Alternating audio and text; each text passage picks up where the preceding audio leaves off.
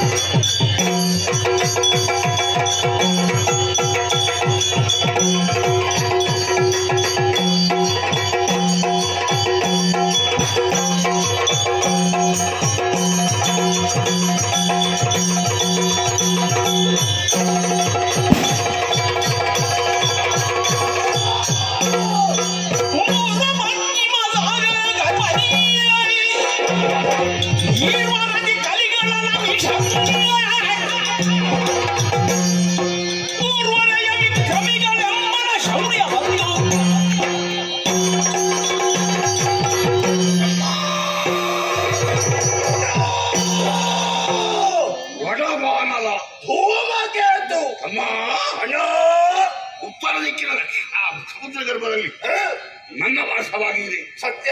ದಕ್ಷಿಣ ಭಾಗದ ಸಮುದ್ರ ಗರ್ಭದಲ್ಲಿ ನನ್ನ ವಾಸವಾಗಿದೆ.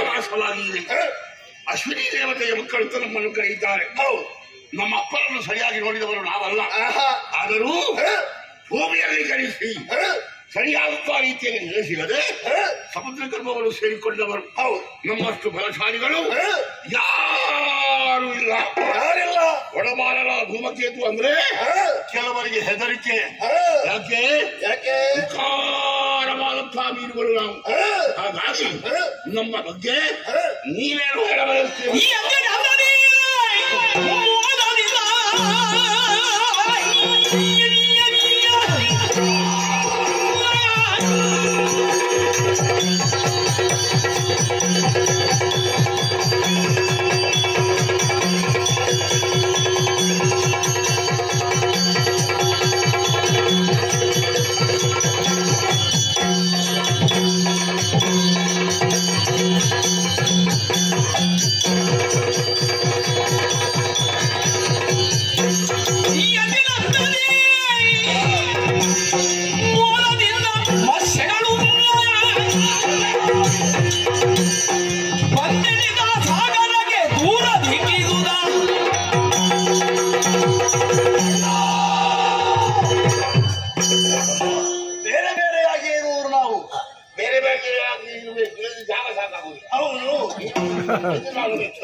ಹೌದಣ್ಣ.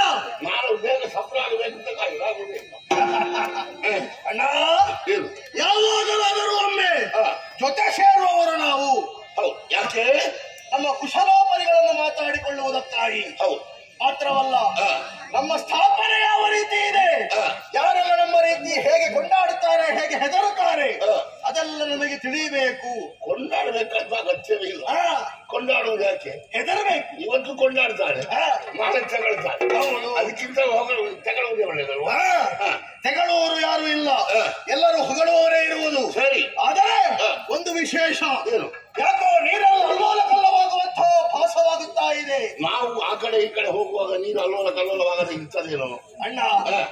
ನಾವು ಸಂಚಾರವೇ ಹಾಗೆ. ಹೌದು. ನಮ್ಮ ಎರಡು ರೆಕ್ಕೆ, ಒಂದು ಬಾಲ ನೀರಿಗೆ ಬಡಿದ್ರೆ ಸಾಕು ಅಲ್ವಾ? ಮೇಲಿನಿಂದ ಉಲ್ಕಾಪಾತ ಎಂದ ಹಾಗಾಗುತ್ತದೆ ಅಣ್ಣ. ಆದ್ರೆ ಇದು ಯಾವುದೇ ರೀತಿಯಾದಂತಹ ನಮ್ಮ ಅಲ್ಲೋಲ ಕಲ್ಲೋಲವಲ್ಲ, ಹೊಡೆದಾಡ್ತಲ್ವಾ? ಅಲ್ಲ, ಬೇರೆ ಏನೋ ಒಂದು ವಿಶೇಷ ಏನು ಎಂಬ ಹಾಗೆ ಸರಿಯಾಗಿ ನೋಡಿದೆ ಎಂದಾದರೆ ಏನೋ ಶರಗಳ ಸುರಿಮಳೆಯೇ ಬೀಳುತ್ತಾ ಇದೆ ಅಲ್ಲ. ಶರಗಳು? ಹೌದು. ಈ ಶರದಿಯ ಮೇಲೆ? ಹೌದೇ? ಹೌದಣ್ಣ. ಯಾರದ್ದಾಗಿರಬಹುದು? ಯಾರದ್ದು ಎಂಬ ಹಾಗೆ ನನಗೂ ತಿಳಿಯುತ್ತಾ ಇಲ್ಲ. ಅಂತೂ ನೀರು ಅಲ್ಲೋಲ ಕಲ್ಲೋಲವಾಗುತ್ತಿರುವುದಂತೂ ಸತ್ಯ. ಹೀಗೆ ಬಿಟ್ಟೆವು ಅಂತಾದ್ರೆ ನಮಗೂ ಸಂಚಕಾರ ಇರಲೂಬಹುದು. ಸಂಚಕಾರ ಇರಲೂಬಹುದು ಅಂತ ನಾವು ಪ್ರಶ್ನೆ ಮಾಡುವುದಲ್ಲ. ಹೇಗೆ ಕಡಿತೀವಿ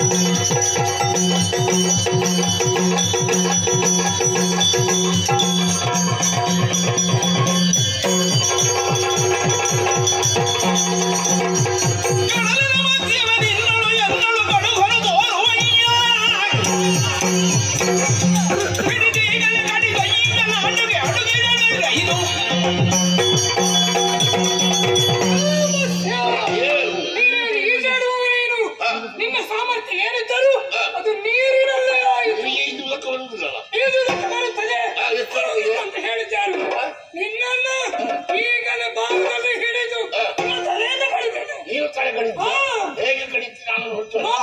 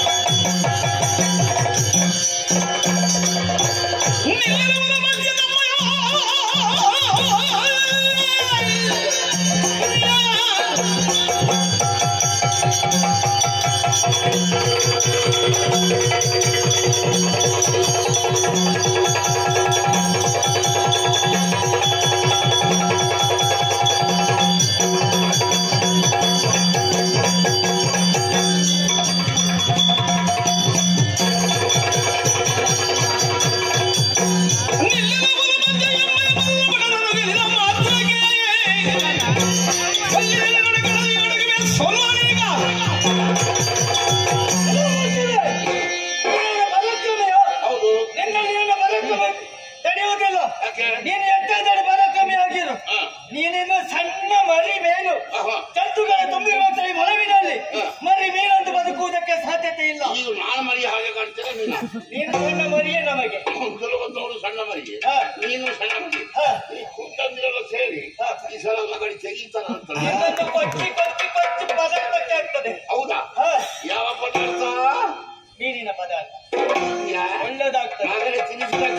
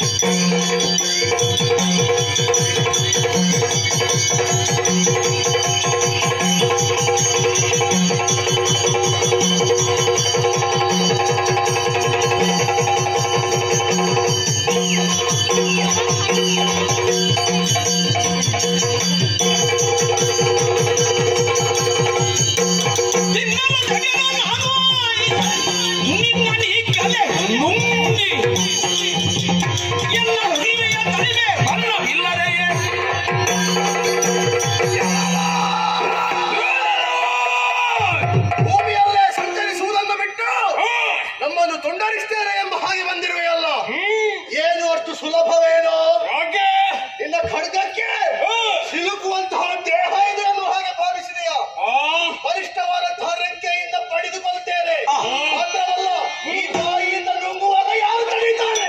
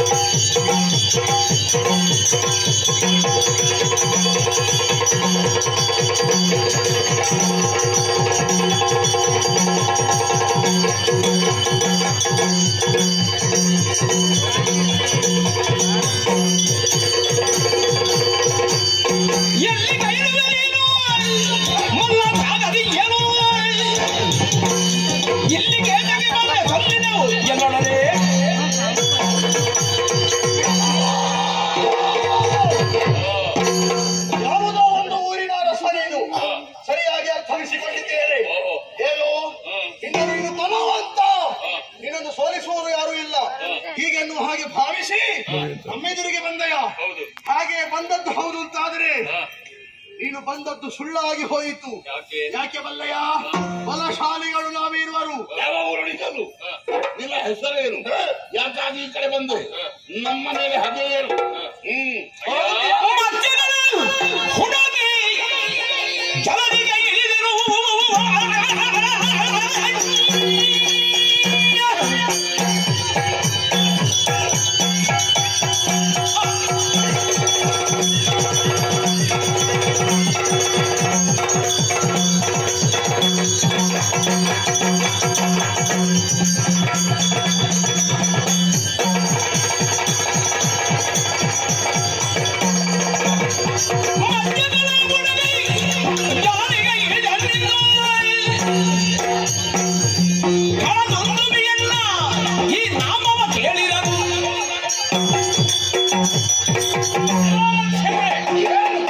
ಈ ಸಮುದ್ರದಾಳದಲ್ಲಿ ನೀರುವರು ಬಲಶಾಲಿಗಳು ಎನ್ನುವುದನ್ನು ಕೇಳಿ ತಿಳಿದೆ. ನಿಮ್ಮನ್ನು ತುಡುಕಬೇಕು, ನಿಮ್ಮನ್ನು ತಾಗಬೇಕು ಎನ್ನುವಂತ ಉದ್ದೇಶದಿಂದ ನಾನು ಬಂದವನಿದ್ದೇನೆ. ನಾನು ಭೋಜಕೂಟದವ, ಹೆಸರು ದುಂದುಬಿ ಅಂತ ಹೇಳಿ. ಹಾಗೆ ಏನಿಲ್ಲ, ಪರಾಕ್ರಮವನ್ನು ಪರೀಕ್ಷೆ ಮಾಡಬೇಕು ಅಂತ ಬಂದಿದ್ದೇನೆ. ಹೇಗೆ?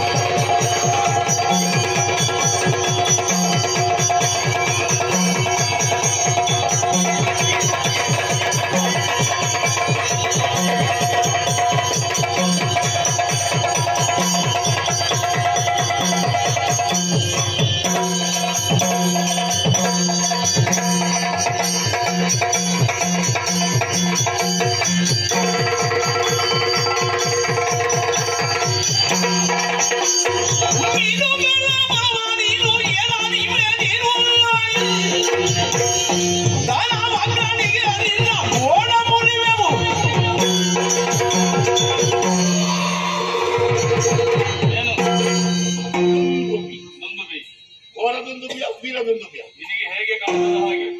ಭೋಜಕೂಟವ ಬೊಜ್ಜಕೂಟವ ಅದು ನಿನ್ನದ್ದು. ಇಲ್ಲಿಗೆ ಬಂದಿದ್ದೀಯಲ್ಲ, ಏನಂತ ಭಾವಿಸಿದ್ದೀನಿ ನೀನು?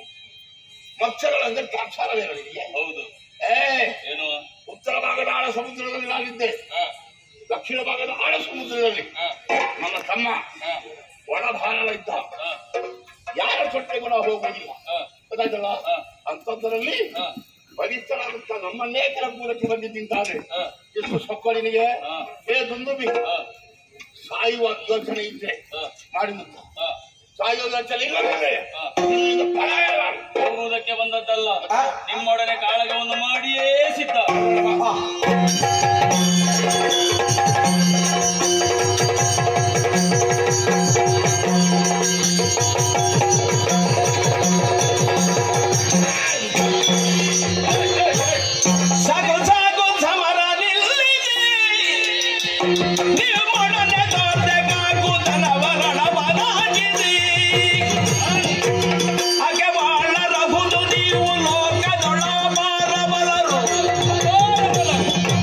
Yaga Samara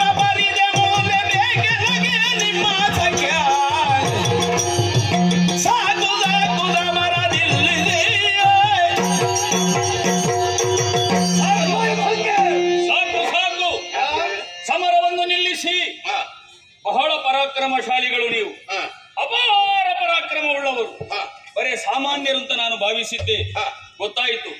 ಬಂದಂತ ನಮ್ಮವರನ್ನೆಲ್ಲ ಈ ನೀರಿನಲ್ಲಿ ಮುಳುಗಿಸಿ ಬಲಹೀನರಂತೆ ನೀವು ಮಾಡಿದ್ದೀರಿ.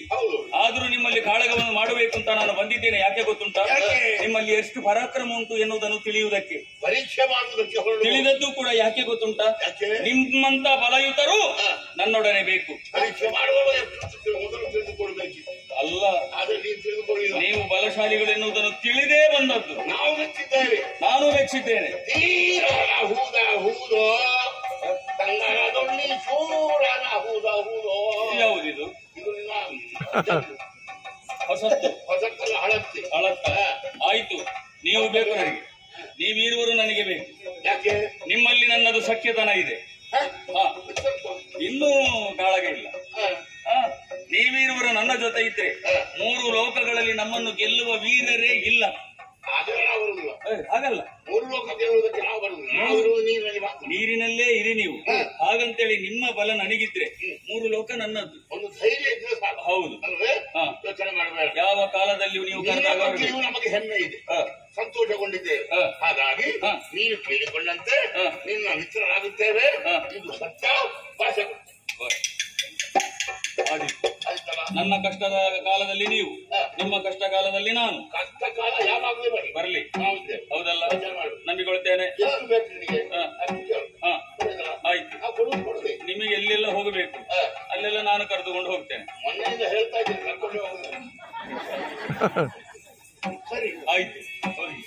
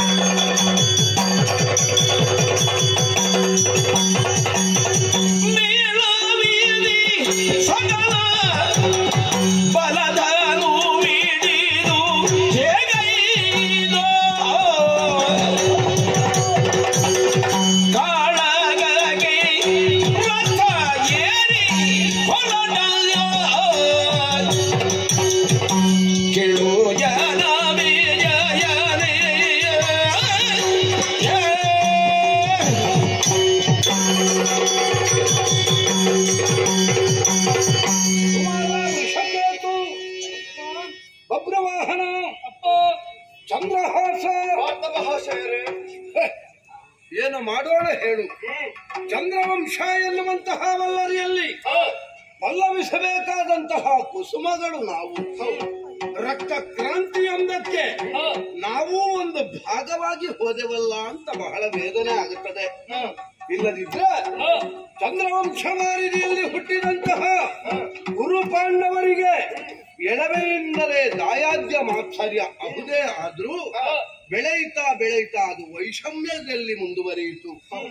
ಸೂಜಿಯ ಮೊನೆಯಷ್ಟು ಜಾಗವನ್ನು ಪಾಂಡವರಿಗೆ ಇಯುವುದಿಲ್ಲ ಎನ್ನುವಂತಹ ಸುಯೋಧನನ ಛಲದ ನುಡಿಗೆ ಬೇಕಾಗಿ ಧರ್ಮಕ್ಷೇತ್ರವಾದಂತಹ ಕುರುಕ್ಷೇತ್ರದಲ್ಲಿ ನಮ್ಮ ಉಭಯರೊಳಗೆ ಯುದ್ಧವೇ ಏರ್ಪಟ್ಟಿತು. ಏನು ಮಾಡೋಣ? ಕೃಷ್ಣಸ್ವಾಮಿಯ ಅನುಗ್ರಹ, ಗುರು ಹಿರಿಯರ ಆಶೀರ್ವಾದದಿಂದ ಸಂಬಂಧಿಕನೇ ಆಗಿದ್ರು ಅಧರ್ಮಿಯಾದ ಕಾರಣ ಸುಯೋಧನನನ್ನು ವಧಿಸಬೇಕಾದಂತಹ ಅನಿವಾರ್ಯತೆ ನಮಗೆ ಬಂದೊದಗಿತು. ತದನಂತರ ಹಸ್ತಿನೆಯ ಪೀಠ ಎನ್ನುವುದು ನಮ್ಮಣ್ಣ ಧರ್ಮಪ್ರಭುವಿಗಾಯಿತು. ಆದರೂ ಅಣ್ಣನಾದಂತಹ ಧರ್ಮರಾಯ ನಿಶ್ಚಿಂತೆಯಿಂದ ಒಂದು ದಿವಸವೂ ಇರಲಿಲ್ಲ. ಕಾರಣ ಏನು ಎನ್ನುವ ಹಾಗೆ ಕೇಳಿದಾಗ, ಬಂಧುಗಳ ರಕ್ತದಿಂದ ತೊಯ್ದಂತಹ ಹಸ್ತಿನೆಯ ಸಿಂಹಾಸನ ಇದನ್ನು ನಾನು ಏರುವುದಿಲ್ಲ, ಏರಿದ್ರೂ ನನಗೆ ಸಮಾಧಾನ ಇಲ್ಲ ಅಂತ ಹೇಳಿದ. ಆ ಹೊತ್ತಿಗೆ ಭಗವಾನ್ ಬಾದರಾಯಣರೇ ನಿರ್ದೇಶನವನ್ನಿತ್ತರಲ್ಲ, ಪಾಂಡವ ಶ್ವಮೇಧವನ್ನು ಕೈಗೋ ಎನ್ನುವ ಹಾಗೆ ಅವರ ನಿರ್ದೇಶನದಂತೆ ಕೃಷ್ಣಸ್ವಾಮಿಯ ಅನುಗ್ರಹದೊಂದಿಗೆ ಸೇನೆಯ ಬೆಂಗಾವಲಿಗಾಗಿ ಪಾರ್ಥನಾದಂತಹ ನಾನೇ ಹೊರಟೆ. ಪ್ರಥಮವಾಗಿ ಹೋದದ್ದು ಮಾಹಿಷ್ಮತಿಗೆ. ಅಲ್ಲಿದ್ದಂತಹ ನೀಲಧ್ವಜ ಕುದುರೆಯನ್ನು ಕಟ್ಟಿದ, ಮಗನನ್ನು ಕಳಕೊಂಡ. ತದನಂತರ ನಮ್ಮ ಪಾಳಯವನ್ನು ಸೇರಿಕೊಂಡ.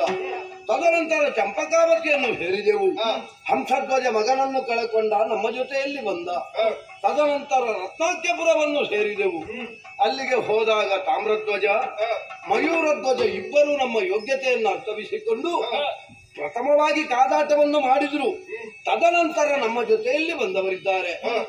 ಇತ್ತೀಚೆಗೆ ನಾವು ಹೋದದ್ದು ನಿನ್ನ ಕುಳಿಂದಕ್ಕೂ ಬಂದಿದ್ದೇವೆ. ನಮ್ಮ ಯೋಗ್ಯತೆಯನ್ನು ಮನ್ನಿಸಿ ನೀನು ಕಪ್ಪವನ್ನು ಕೊಟ್ಟಿದ್ದಿ. ತದನಂತರ ಸಾರಸ್ವತಪುರವನ್ನು ಸೇರಿದೆವು. ವೀರವರ್ಮ ಯಮನಿಗೆ ತನ್ನ ಮಗಳನ್ನು ಕೊಟ್ಟವ. ಆತನು ನಮ್ಮ ಜೊತೆಯಲ್ಲಿ ಯೋಗ್ಯತೆಯನ್ನು ಅರ್ಥವಿಸಿಕೊಂಡು ಕಾದಾಟವನ್ನು ಮಾಡಿ ನಮ್ಮ ಜೊತೆಯಲ್ಲಿ ಹೊರಟಿದ್ದಾನೆ. ನಮ್ಮ ಕುದುರೆ ಹೀಗೆ ಬರ್ತಾ ಇರುವಾಗೆ ದೂರದಿಂದಲೇ ನೋಡ್ತಾ ಇದ್ದೇನೆ. ಯಾವುದೋ ಒಂದು ಪುರ ಶೋಭಾಯಮಾನವಾಗಿ ಕಾಣ್ತಾ ಉಂಟು. ಈ ಪುರದ ಅರಸ ಯಾರು? ನಮ್ಮ ಕುದುರೆ ಈ ಪ್ರದೇಶಕ್ಕೆ ಬಂತು ಅಂತಾದ್ರೆ ಕಟ್ಟುವಂತಹ ಸಾಮರ್ಥ್ಯ ಅವನಿಗುಂಟೆ. ಕಟ್ಟಿದಂತಾದ್ರೆ ನಮ್ಮಲ್ಲಿ ಕಾದಾಟವನ್ನು ಮಾಡಿಯಾನೆ. ನನಗೆ ಯಾವುದು ಗೊತ್ತಿಲ್ಲ. ಹಾಗಂತ ದಕ್ಷಿಣದ ಪ್ರಾಬಲ್ಯ ಇರುವುದು ಉಳಿಂದ ದೇಶದ ಅಧಿಕಾರಿಯಾದಂತಹ ಚಂದ್ರಹಾಸನಿಗೆ. ಚಂದ್ರಹಾಸ, ಸ್ವಲ್ಪ ವರ್ತಮಾನವನ್ನು ಹೇಳ್ತೀರಪ್ಪ? ಖಂಡಿತವಾಗಿ.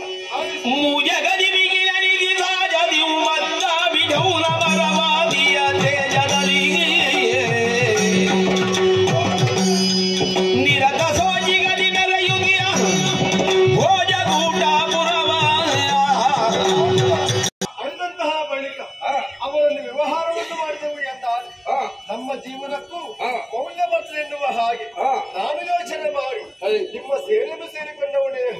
ಸರಿಯಪ್ಪ.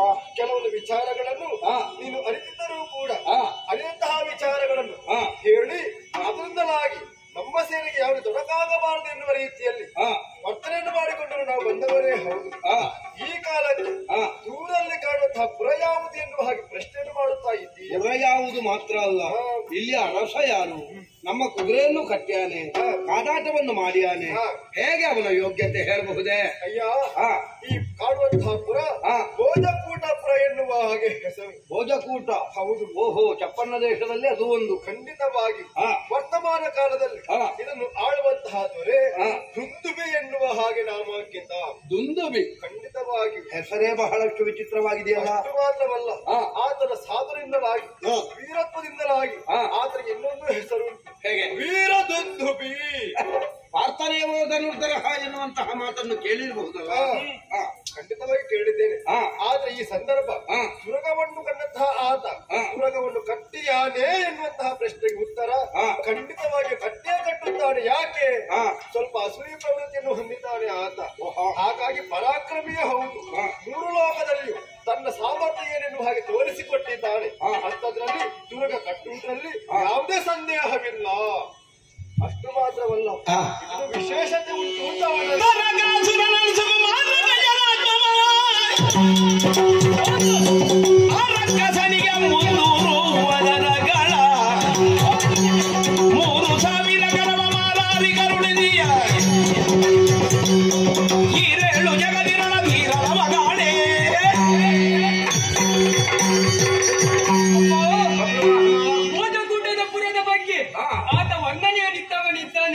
ಹಾಗೆಂದ ಮಾತ್ರಕ್ಕೆ ಅರಸನ ಬಗ್ಗೆ ನಾವು ಕೂಡ ಯೋಚನೆ ಮಾಡಬೇಕಾಗ್ತದೆ. ಅವ ಹೇಳ್ತಾನೆ ಕುದುರೆಯನ್ನು ಕಟ್ಟುತ್ತಾನೆ, ಕಟ್ಟಬೇಕು ಅಂತಂದ್ರೆ ಅವನಿಗೆ ಅಷ್ಟು ಯೋಗ್ಯತೆ ಯಾವುದು ಅಂತ ಬೇಕಲ್ಲ? ಯೋಗ್ಯತೆ ಉಂಟು. ಆತ ಸಾಮಾನ್ಯನಲ್ಲ, ತಾರಕಾಸುರನ ಮೊಮ್ಮಗನಿದ್ದಾನೆ, ಗಜಾಸುರನ ಮಗನಿದ್ದಾನೆ ಅಂತ. ಹಿನ್ನೆಲೆ ಗಟ್ಟಿ ಉಂಟು ಅವನದ್ದು. ಹೌದು. ಅಷ್ಟು ಮಾತ್ರವಲ್ಲದೆ ಪರಾಕ್ರಮಿಯಾಗಿದ್ದಾನೆ. ತನ್ನ ಸಾಧನೆಯ ಮುಖೇನವಾಗಿ ತಪಸ್ಸನ್ನಾಚರಿಸುವುದರ ಮುಖೇನವಾಗಿ ಪರಶಿವನನ್ನೇ ಮೆಚ್ಚಿಸಿ 300 ಶಿರಗಳು 3000 ಕರಗಳನ್ನು ಆತ ಹೊಂದಿದವನಿದ್ದಾನೆ. 300 ಶಿರ, 3000 ಕರಗಳು, 3000 ಕರ. ಅದು ವಿಶೇಷತೆ ಅವನಲ್ಲಿ. ಅಪ್ಪ, ಇಷ್ಟೆಲ್ಲ ಸಾಮರ್ಥ್ಯ ಹೊಂದಿದಂತಹ ಆತ ನಮ್ಮ ಕುದುರೆಯನ್ನು ಕಟ್ಟಿದ ಎಂದಾದರೆ ಬಿಡಿಸುವುದಕ್ಕೆ ನಾವು ಹೇಗೆ? ಬೇಡ, ನಮ್ಮವರೇ ಎಲ್ಲವರು ಆಲಿಸಬೇಕು.